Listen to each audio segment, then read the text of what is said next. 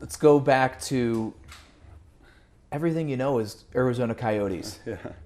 When you get the call that you're going to be a Buffalo Sabre, what were the emotions that went through such a change? I know you were in Utah, but still a change of organizations. Yeah, I mean, I was super excited, obviously, with the opportunity.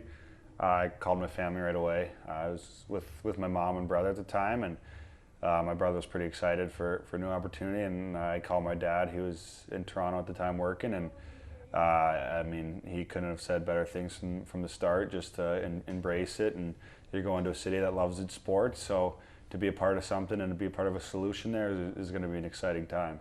What is it like growing up with a dad, the caliber of player that your dad was, and choosing to play the game in the path that he did? Yeah, I credit him all the time for taking the pressure away from me and allowing me to play hockey because I enjoy hockey and not because he wanted me to. I got three siblings, and all three of them, none of them touched hockey really. They played as kids, and as soon as they lost the joy of the game, my dad was like, "You're done, and there's no point in playing if you don't enjoy it." So he allowed me to kind of just be who I was, and that took all the pressure away right from the beginning. Obviously, there's a little bit of outside noise with people trying to put pressure on you, but when your own dad and the guy who would be the reason for the pressure is like, yeah, just you play because you love it, then it kind of just makes it easy, and you play just like every other kid.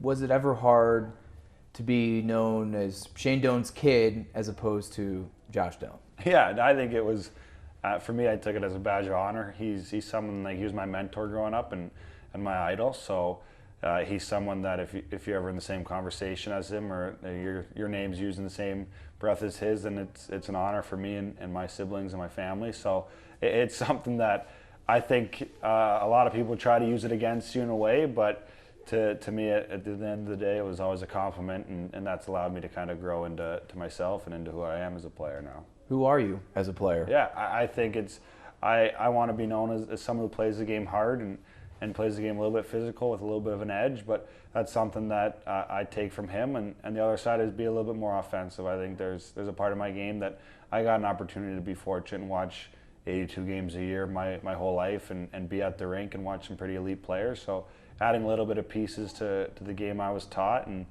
I think as I grow, it's starting to bloom a little bit and find my way. Some people learn to play the game harder. Some people naturally, that's kind of what they gravitate. Which boat do you fall in? I would say naturally I would gravitate more towards the harder style of play, just because I got to watch my old man play for so long. But there was a stretch there where I wasn't big enough to play that kind of style, so I had to take a break from it and learn other sides of the game. And now that I'm back up to being a bigger guy, it's something that I can kind of lean back onto again and kind of add back into my game. But I think it's something naturally that I've always had.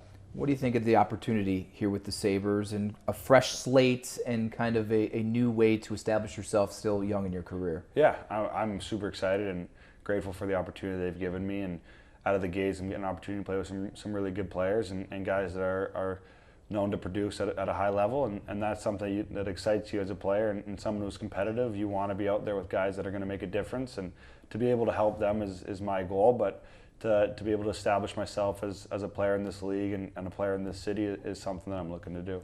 Personality-wise, I see you a little joking out there on the ice with some of the guys. How would you tell people and describe yourself in that capacity? Yeah, I think I'm going to keep it light as much as I can. Obviously, there's a difference between keeping it light and go time when the puck's dropped. And there's a little bit of a different element of myself as a person.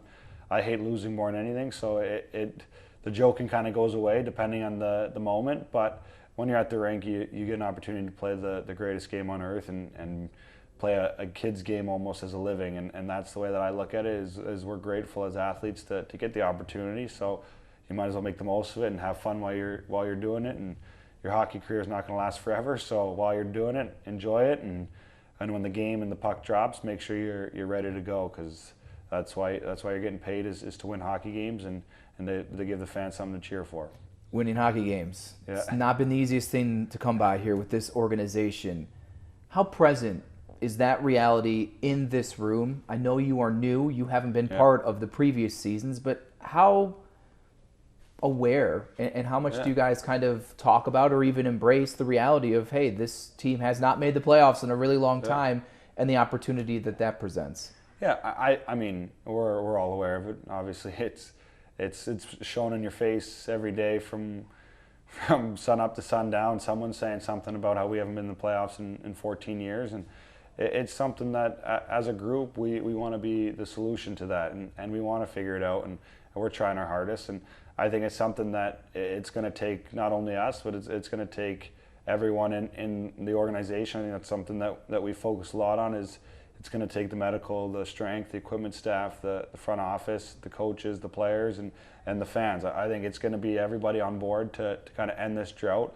Obviously, it's a city that's passionate, and you see with the Bills and how much the fans are behind them now, and they're wanting to hop on board with the hockey team. And I think it's a time where if we can all get behind it together, then we can flip the switch here.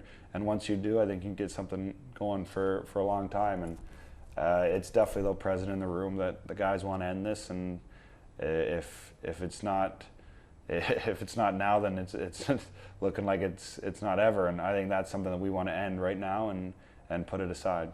People talk about culture change, establishing culture. Where do you feel you fit into that coming here as a new guy? Yeah, I think just bringing in a little bit of fresh energy. Obviously, you see, and I've played against the Sabres throughout the past, where they can be one of the hardest teams to play against, and you've seen droughts throughout the year where they drop a couple games in a row, and that's what you got to avoid. And I think coming in and making sure that you kind of step up when those dog days kind of happen, and keep it light. That's part of the keeping it light and having fun at the rink, is you avoid those stretches of not winning. And I think any time you're brought in when culture's looking to change, you have to make sure you look in the mirror yourself and make sure that you're following along with what they're trying to do, and kind of pushing guys in that direction. So I think we're all on the same page right now and wanting to end this and change the culture a little bit. So it's exciting right now in the room.